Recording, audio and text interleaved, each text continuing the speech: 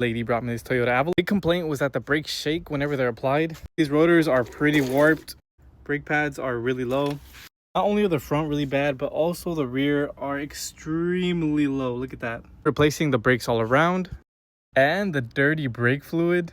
Also the cabin filter and the air filter and an oil change. Let's replace the rear, remove these brake pads. These are completely seized. This is why you got to be careful who you take your car to, because these things are literally seized. I cannot pull them out. I'm trying to. There we go. All right, you can see there's no grease on this. Whoever did these brakes last did a terrible job. I clean up this bracket and remove these slide pins because these things are seized up. The slide pin, way big amount of grease on here. Look at this. This thing slides in and out nice and smooth. That's how it's supposed to be. In and out nice and smooth. New hardware, new pads, new rotors. All right, here's the rear. I'm pretty much done with it, but we can see how low these things were. They were about to give out.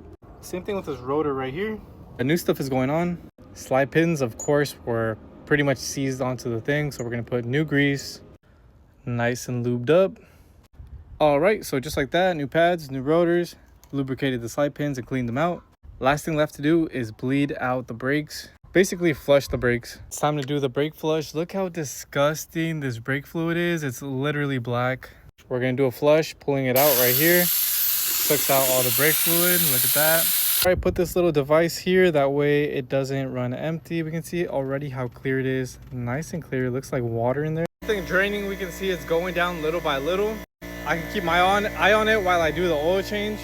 All right, so the oil change is done. Oil filter, this thing just broke basically. The thing is old. Here's how we're looking. Look at all that dirty fluid coming out. That's crazy. But we can see that the line is nice and clear now. So we can close this off, stop the machine. Now we can switch over to the other side. Here's the other side. You can see it's a bit dirty, but we're gonna let that go for a while as well. Then I can see it go down. While that happens, I'm gonna fill up the oil and do the two filters, putting in some of that good oil. Unlike when you take it to those quick lube places, they put recycled oil, not even synthetic. Air filter is pretty easy, but look how dirty this is. Ugh. New one is nice and clean. All right, fluid's coming out clear. Let's stop the machine. Now this side, this one's gonna go real quick because the distance is really short. So air filter is done. All right, so it's done draining. We can see bottle is empty. That's all fresh fluid. Look at that, nice and clear. Here's our cabin filter, pretty dirty, definitely needed. Here's the new one, nice and clean.